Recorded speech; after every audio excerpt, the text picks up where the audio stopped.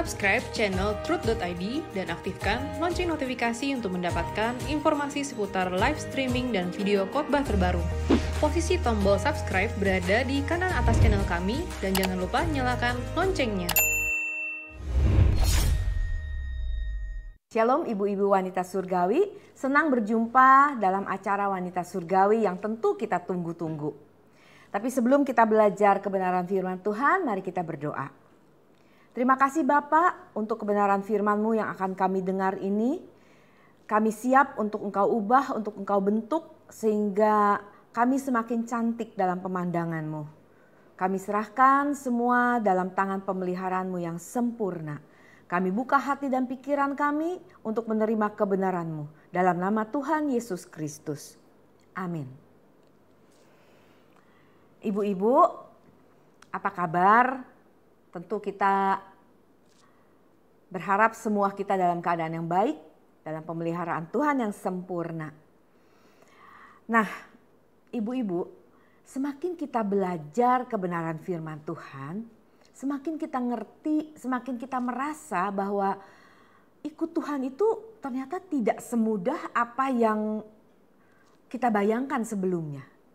Apalagi kalau mungkin di gereja kita yang dahulu atau kita dengar dari orang, ikut Tuhan tuh enak loh, diberkatin loh, akan ada kemudahan-kemudahan, kita jadi spesial. Apa benar? Untuk orang-orang yang masih Tuhan nilai anak-anak, yang masih perlu pembuktian secara jasmani, dalam kebesaran jiwanya, dalam kemurahan hatinya, Tuhan juga akan melimpahkan berkat dan memberikan mujizat-mujizat. Tetapi kita yang sudah dengar kebenaran sejauh ini, yang sudah sedekian lama ikut Tuhan, Tuhan mau kita semakin dewasa, kita semakin tough, kita semakin kuat di dalam Tuhan. Nah, hari ini kita mau belajar dua tokoh Alkitab yang saya rasa semua sudah pernah membaca atau mendengarnya. Terdapat dalam Lukas 18 ayat 18 sampai 27 dan Lukas 19 ayat 1 sampai 10. Tokoh pertama adalah seorang pemuda kaya, seorang pemimpin agama. Tokoh kedua adalah Sakeus, orang yang kaya juga, kepala pemungut cukai. Dari kedua tokoh ini kita dapati ada paling tidak dua persamaan, yaitu keduanya adalah orang kaya. Pemuda kaya dan Sakeus yang kaya. Persamaan kedua adalah keduanya datang menemui Tuhan. Keduanya datang mencari Tuhan. Tapi kita juga dapati dua perbedaan yang sangat besar di antara mereka. Pemuda yang kaya merasa dirinya sudah sempurna, sudah cukup bebas dari dosa. Sebab dia katakan dalam segala hal yang dia lakukan, dia sudah lakukan sesuai dengan firman Tuhan. Terutama 10 perintah. Sementara Sakeus, dia merasa diri sebagai orang berdosa, merasa diri sebagai orang yang tidak layak. Nah, perbedaan kedua adalah reaksi setelah mereka berdua itu bertemu dengan Tuhan Yesus. Pemuda kaya pulang dengan sedih dan meninggalkan Yesus. Sakeus, dia pulang dengan gembira dan mengundang Yesus. Kita mau belajar dari masing-masing tokoh ini.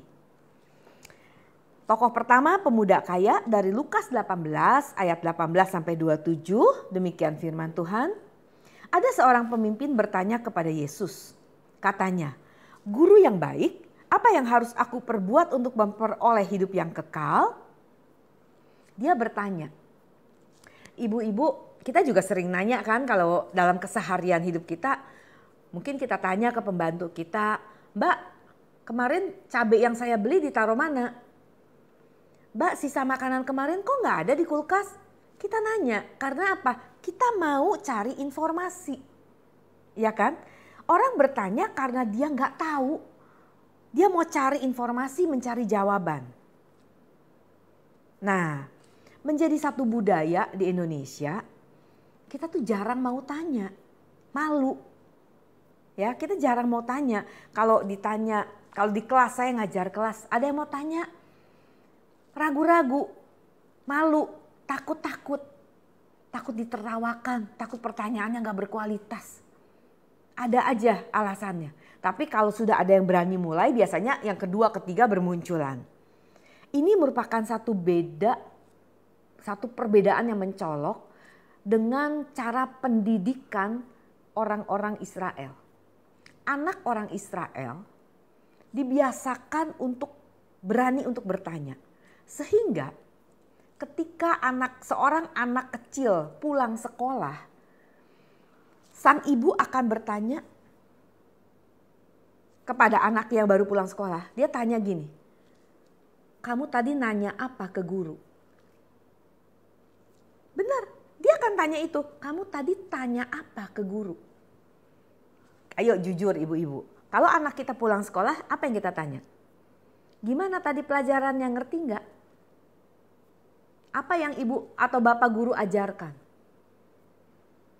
Iya kan? Nah, tapi ibu-ibu orang Israel akan bertanya, kamu tadi nanya apa kepada ibu guru? Ini membuktikan semakin berbobot, semakin sulit pertanyaannya, semakin pandai anaknya.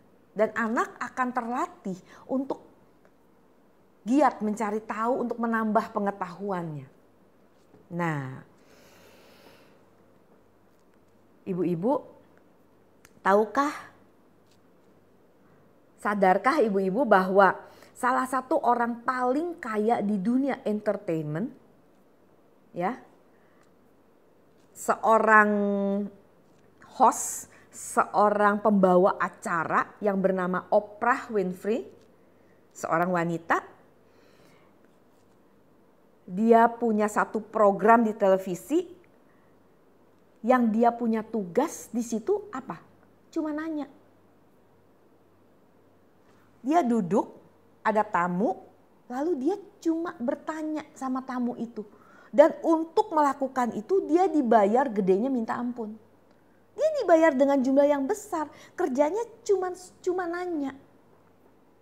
Bertanya bukan berarti kita ini bodoh. Jangan malu bertanya. Kita dengan bertanya, kita menjadi lebih pintar. Nah, orang bertanya untuk cari pengetahuan. Ada juga orang bertanya untuk memancing pemikiran. Waktu Tuhan bertanya kepada Adam ketika Adam telah melanggar perintahnya, Tuhan bertanya, Adam, di manakah engkau? Masa Tuhan gak tahu Adam di mana? Ya kan? Gak mungkin, Tuhan Maha tahu, Tuhan pasti tahu Adam di mana. Tapi ketika Tuhan bertanya, di manakah engkau Adam? Nah itu Tuhan mau menunjukkan bahwa Tuhan mau mengingatkan Adam, kamu ada di posisi yang salah. Tapi ada juga orang yang bertanya untuk cari-cari kesalahan, bukan? Tapi tentu kita bukan seperti itu, ya. Ayat 18, pemimpin itu bertanya kepada Yesus, Guru yang baik, apa yang harus aku perbuat untuk memperoleh hidup yang kekal? Dia bertanya seperti itu. Lalu jawab Yesus, mengapa kau katakan aku baik? Tak seorang pun yang baik selain daripada Allah saja. Yesus merespon dengan menolak pujian pemuda tersebut yang mengatakan bahwa engkau guru yang baik. Dan Tuhan mengalihkan, Tuhan mengatakan gak ada yang baik selain Allah. Pada bagian ini nyata bahwa pemuda tersebut tidak mengerti bahwa Yesuslah Tuhan. Pemuda tersebut hanya menganggapnya sebagai guru. Memang benar Yesus adalah guru, tapi ia juga Mesias, ia juga Tuhan, ia juru selamat. Ayat 20, Tuhan berkata, engkau tentu mengetahui segala perintah Allah, jangan berzina, jangan membunuh, jangan mencuri, jangan mengucapkan saksi dusta, hormatilah ayahmu dan ibumu. Tuhan Yesus tidak memberi sandar muluk-muluk. Sesuai dengan pengertian orang tersebut, Tuhan menunjukkan standar orang beragama, yaitu dengan menyebutkan sebagian dari 10 perintah Allah, yaitu perintah yang berhubungan dengan sesama. Ya, jangan membunuh, jangan berzina, jangan mencuri, jangan bersaksi dusta, hormati orang tua. Yesus sengaja tidak menyebutkan perintah yang berhubungan dengan Allah. Jangan ada padamu Allah lain, hormatilah, ingatlah dan kuduskanlah hari Sabat. Jangan ada padamu patung, jangan menyebut nama Allahmu dengan sia-sia. Perintah Tuhan itu memang terbagi dua, 1-4 itu perintah berhubungan dengan Allah, yang ke-5 sampai ke-10 berhubungan dengan kehidupan sesama manusia. Kenapa Tuhan tidak menyebutkan perintah yang 1-4 itu ya? Kira-kira saya tergelitik dengan kok Tuhan gak nyebutin 10 perintah Allah secara lengkap. Nah, Yesus tahu pemuda ini belum mengalami dia, belum mengalami Tuhan, belum bisa punya hubungan yang benar dengan Tuhan. Kalau istilah yang gembala kita katakan, belum krek dengan Tuhan. Dia baru beragama. Dia baru bisa melakukan hal-hal baik yang berurusan dengan sesama. Padahal bukan karena kita ingin hidup kekal, maka kita melakukan perbuatan baik. Tetapi perbuatan baik kita adalah buah keselamatan, buah hidup kekal yang sudah kita terima dari salib Kristus. Nah, pemuda ini bertanya, gimana caranya supaya dapat hidup kekal? Saya udah lakukan ini dan itu. Nah, ini membuktikan bahwa pemuda ini sudah merasa puas akan pengenalannya terhadap Tuhan. Di ayat selanjutnya dia katakan, semuanya itu sudah kuturuti sejak masa mudaku. Dia katakan, Tuhan, saya sudah lakukan itu semua. Apalagi sekarang, makanya saya datang nih Tuhan, saya mau punya hidup kekal, apalagi yang harus saya lakukan? Kalau standar keberagamaan, semua orang bisa lakukan. Maaf, tanpa Roh Kudus pun kita bisa lakukan. Dan itu terbukti banyak orang di luar gereja, di luar orang Kristen yang kelakuannya jauh lebih baik. Yang sangat baik. Yang gak berani mencuri, gak berani berzina. Bahkan gak berani membunuh semut pun dia gak berani bunuh. Tapi bukan begitu standar hidup kita. Kita harus sempurna seperti Bapa, serupa dengan Yesus. Dan itu tidak mungkin kita bisa lakukan tanpa Roh Kudus. Ayat 22, mendengar itu Yesus berkata kepadanya, masih tinggal satu lagi yang harus kamu lakukan. Jualah segala yang kau miliki dan bagi-bagikanlah itu kepada orang-orang miskin. Maka engkau akan beroleh harta di surga. Kemudian datanglah kemari dan ikutlah aku. Yesus enggak menyangkal waktu pemuda itu berkata, aku sudah lakukan semua itu. Yesus enggak berkata, bohong kamu enggak hormat orang tua, kamu kemarin berzina. Yesus enggak katakan itu. Yesus mengakui dan Yesus tidak menyangkal, menolak apa yang pemuda itu katakan. Tapi Yesus memberitahu masih kurang satu. Apa itu? Jual segala milik, bagikan kepada orang miskin, datang ke sini ikut aku. Dan ternyata ini merupakan satu perintah yang tidak bisa pemuda itu lakukan. Sehingga dikatakan di ayat 23, ketika orang itu mendengar perkataan itu, ia menjadi amat sedih. Sebab ia sangat kaya. Pemuda ini datang dengan penuh harapan. Mungkin ya, dia berharap dia dipuji oleh Tuhan. Wah, kamu memang hebat. Udah kamu pasti cus masuk surga. Mungkin dia berharap begitu karena memang secara agamawi dia lakukan semua itu. Tetapi ketika Tuhan menawarkan satu pilihan lagi,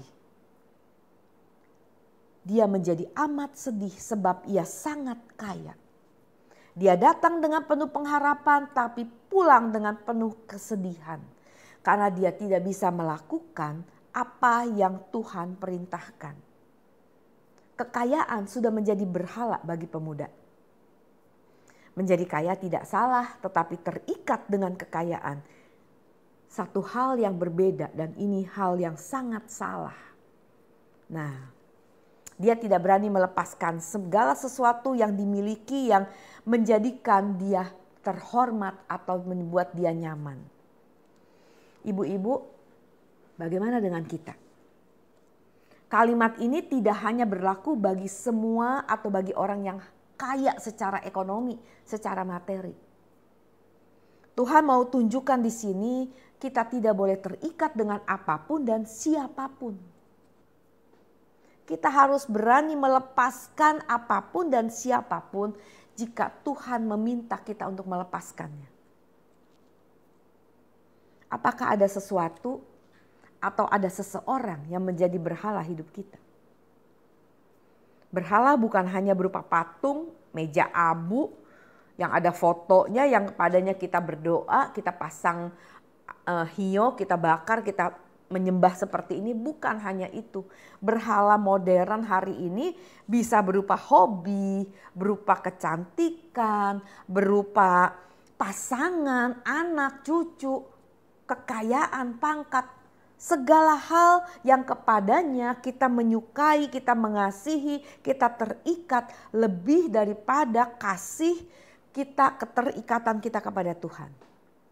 Itu sudah menjadi berhala. Dan Tuhan mau kita lepaskan semua itu. Maka di ayat 24 Tuhan katakan, Yesus memandang dia dan berkata, alangkah sukarnya orang yang beruang masuk ke dalam kerajaan Allah. Sebab lebih mudah seekor unta masuk melalui lubang jarum daripada seorang kaya masuk ke dalam kerajaan Allah. Di Injil yang lain dikatakan Tuhan memandangnya dengan penuh kasih. Tuhan mengasihi orang berdosa. Tapi Tuhan tidak menurunkan standar yang harus dipenuhi oleh setiap orang yang mau mengikut Dia. Tuhan mengasihi semua orang, termasuk orang berdosa. Tapi Tuhan tidak menurunkan standar yang harus kita penuhi jika kita mau masuk kerajaan surga. Yaitu melepaskan segala sesuatu. Melepaskan, tidak terikat dengan segala sesuatu atau dengan siapapun. Dan mereka yang mendengar hal itu berkata, jika demikian siapakah yang dapat diselamatkan? Para murid saling bertanya, lah kalau gitu siapa yang selamat? Nah ini bicara soal keselamatan. Karena mereka berpikir, jika orang kaya yang diberkati Tuhan aja gak selamat, apalagi yang miskin dong, yang secara materi gak diberkati Tuhan loh. Nah ini yang harus kita luruskan ibu-ibu. Banyak orang telah disesatkan dengan pengertian bahwa orang diberkati Tuhan adalah orang yang pasti selamat yang ditandai dengan banyaknya harta secara materi. Ini salah. Ini penyesatan.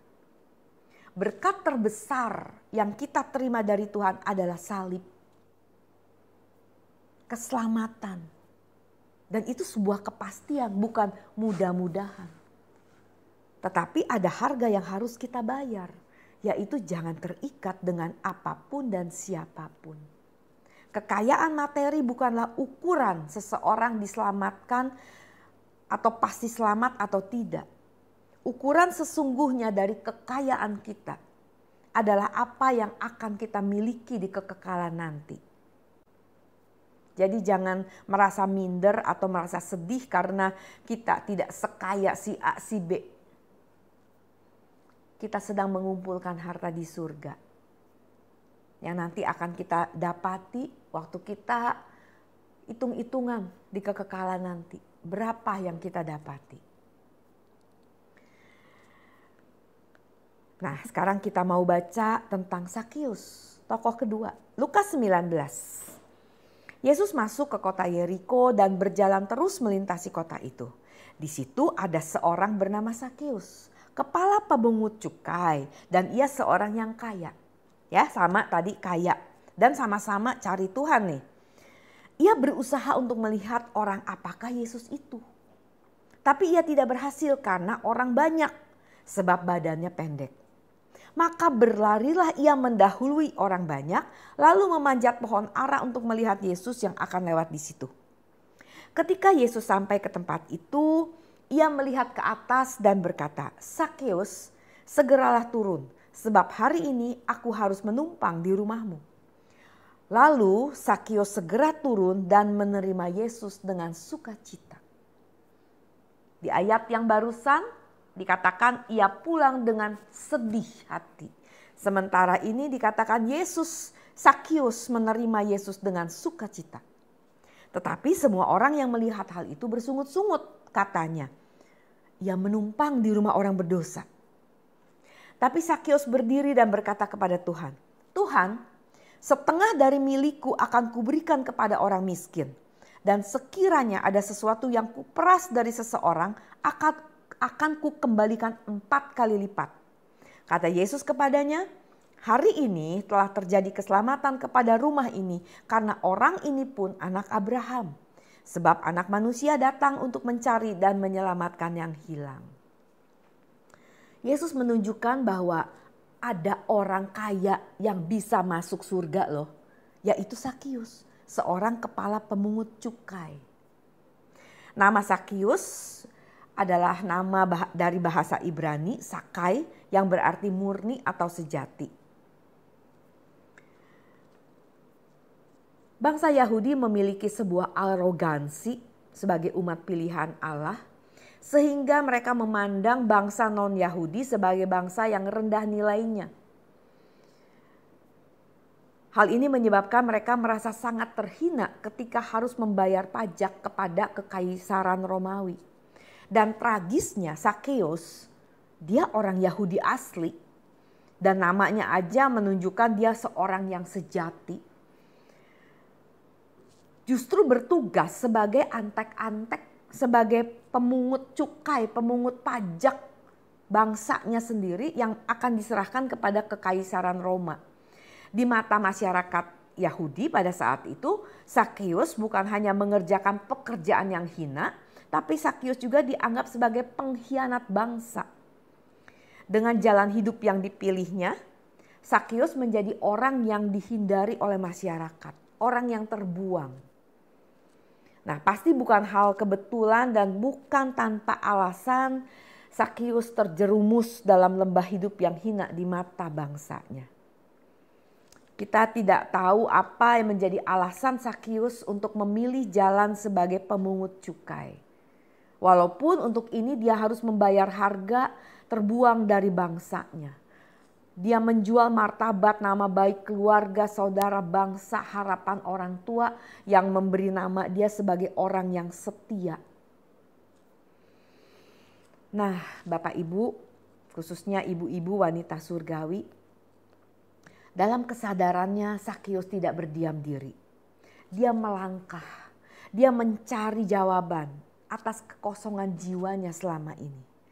Sakius melangkah untuk memburu sesuatu yang bisa mengisi dahaga jiwanya. Secara materi dia tidak kurang apapun. Secara kehormatan dia punya posisi yang baik. Walaupun di antara teman-temannya dia mungkin dijauhi, tetapi di antara teman-teman sepekerjaannya, di antara orang-orang Romawi, dia punya posisi yang sangat baik. Tapi dia menyadari ada sesuatu yang kosong dalam jiwanya. Sakius melangkah untuk memburu sesuatu yang bisa memenuhi dahaga jiwanya. Secara logika kita bisa berasumsi atau kita bisa berpendapat bahwa Sakius sebenarnya tahu siapa Tuhan, siapa Yesus ini. Dia pasti sudah mencari tahu siapa Tuhan ini. Dia sudah pernah membaca ajaran para nabi, para guru Yahudi. Namun sebagai orang yang dibuang dari masyarakat, yang dihindari oleh bangsanya, ia tentu mempunyai kesulitan untuk hidup di tengah-tengah masyarakat Yahudi saat itu. Nah, pada saat dia mendengar ada seorang rabi dari Nazaret yang kontroversi, yang mau menaruh belas kasihan kepada orang miskin, orang sakit, yang mau menyambut seorang pemungut cukai, yang mau bercakap-cakap dengan wanita yang berdosa. Dia tertarik, dia berantusias untuk bertemu dengan orang yang menurut dia, wow, aneh ini. Aneh dalam tanda petik positif ya ibu-ibu. Karena Sikap Yesus yang kontroversial ini membuat Zakheus penasaran dan bertanya-tanya tentang pribadi yang maha agung ini. Dan sebagai orang yang memiliki kuasa pada saat itu, bisa saja sebenarnya dia menyuruh anak buahnya untuk cari tahu. Atau bisa mengundang Yesus datang ke kantornya. Bukankah itu yang kita dapati juga dalam keseharian para pejabat, orang-orang besar yang punya kedudukan. Dia bisa undang orang untuk datang menghampiri dia. Tidak perlu dia susah-susah menghampiri seseorang yang mau dia kenal. Tapi Zakheus tidak berbuat itu. Dia yang memberi diri untuk datang mencari Tuhan. Dan tanpa malu, seorang pejabat cukai naik pohon, manjat pohon. Ini membuktikan bahwa dia punya keinginan yang begitu kuat, hasrat hatinya untuk berjumpa guru dari Nazaret ini. Dia merelakan dirinya menjadi tontonan orang banyak. Bukan mustahil kalau saat itu orang-orang mungkin bertanya-tanya, itu bukan Zakheus? Kok dia manjat pohon? Loh, ngapain dia? Mungkin dia tadi waktu manjat dia lihat kiri kanan, ada yang liatin dia enggak. Tapi dia enggak peduli lagi karena dia mau lihat. Dia mau bertemu dengan guru yang menurut apa yang dia dengar selama ini, seseorang yang mau belajar, seseorang yang mau menerima orang yang berdosa. Nah, dari sini kita belajar motivasi Zakheus dalam mencari Tuhan. Dan motivasi orang kaya ini, pemuda kaya tadi, itu sangat berbeda. Pemuda kaya menemui Yesus untuk mencari pembenaran. Pemuda kaya mencari Yesus untuk mencari pembenaran. Sedangkan Zakheus menemui Yesus untuk mencari kebenaran. Maka tema yang saya usung untuk kesempatan pada saat ini adalah apa yang kita cari. Kalau selama ini kita mencari kebenaran, kita datang ke gereja, kita aktif. Apakah sungguh-sungguh kita mau cari kebenaran itu? Atau kita hanya mau cari tahu, hanya untuk menambah pengetahuan kita. Supaya kita bisa mempersalahkan orang lain. Supaya kita bisa mempermalukan orang lain karena kita lebih pintar, karena kita udah lebih sering belajar. Atau kita mau seperti Zakheus, yang ketika kita tahu sebuah kebenaran, kita berani bayar harganya. Yang bagi manusia itu sangat mahal. Tetapi kalau kita tahu upah yang kita dapat, hasil yang kita dapat dari apa yang kita lepaskan saat ini, kita akan berani bertindak. Kita akan tidak ragu untuk melepaskan segala sesuatu. Motivasi kita menentukan respon kita. Respon kita terhadap panggilan Tuhan menentukan kualitas cinta kita kepada Tuhan. Semua kita pasti berkata, kita mengasihi Tuhan. Aku mengasihimu dengan segenap hati. Dengan segenap jiwa, dengan segenap pikiran, dengan segenap kekuatan. Tapi sudahkah kita membuktikan cinta kita dengan merespon panggilan Tuhan? Tuhan katakan, kamu tidak dapat mengabdi kepada dua tuan. Tuhan katakan, pikirkan perkara di atas. Tuhan juga katakan, jual segala milikmu. Datang ke sini, ikutlah aku. Tentu kita harus bijak, bukan secara letterlek, secara harafiah kita mengartikan menjual segala milik dan ikut Tuhan. Tetapi jangan terikat dengan apapun dan siapapun. Kalau saat ini kita datang ke gereja hanya mau dengar khotbah karena pendetanya terkenal, karena khotbahnya menarik, karena khotbahnya lucu, atau karena ada banyak orang yang saya kenal di sana, atau sekedar mau absen supaya jangan ditanya kita kemana. Kalau hanya mau begitu, sia-sia apa yang kita lakukan, ibu-ibu. Kita mau cari kebenaran, kita mau ngerti lebih dalam lagi kebenaran, dan kita mau melakukannya. Sekalipun ada harga yang harus kita bayar, harga yang sangat mahal. Tetapi kita tahu kebenaran itulah yang memerdekakan kita. Mari kita ubah mindset kita. Jangan lagi kita mencari apa-apa yang menyenangkan telinga kita. Kita mencari sesuatu yang mendatangkan kenyamanan fisik saja bagi kita. Kita mencari Tuhan karena hanya mau dapat jalan keluar saja.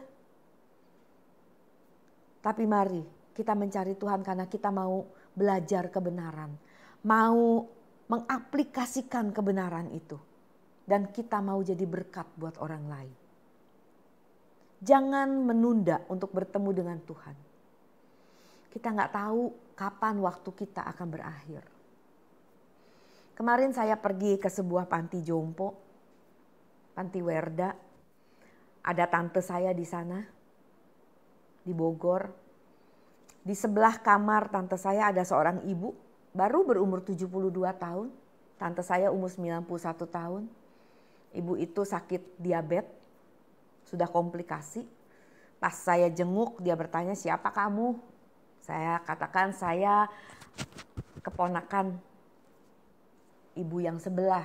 Oh ya, gitu. Tadi malam saya mendengar berita bahwa dia sudah meninggal. Padahal terlihat jauh lebih segar dari tante saya. Baru 72 tahun. Tapi kita nggak tahu kapan umur kita akan berakhir. Maka jangan menunda. Jangan pernah menunggu jadi orang benar untuk bertemu Tuhan. Karena selamanya kita tidak akan menjadi orang benar tanpa berjumpa secara pribadi dengan Tuhan. Kalau kita perhatikan, kita kilas balik ke ayat-ayat tadi di atas. Tuhan Yesus mengatakan kepada pemuda kaya itu untuk menjual semua kekayaannya. Tapi Tuhan Yesus tidak mengatakan hal ini kepada Sakeus. Mengapa? Tuhan tahu pemuda ini terikat dengan kekayaannya. Tuhan ngerti Sakeus tidak terikat dengan kekayaannya. Atau mungkin dia juga terikat tapi akhirnya dia rela melepaskannya. Di sini free will kita bekerja, kehendak bebas kita bekerja. Sakeus sadar akan hal ini sehingga ia meninggalkan profesinya sebagai pemungut cukai. Dan di ayat 9 Tuhan Yesus katakan terjadi keselamatan atas rumah Sakeus.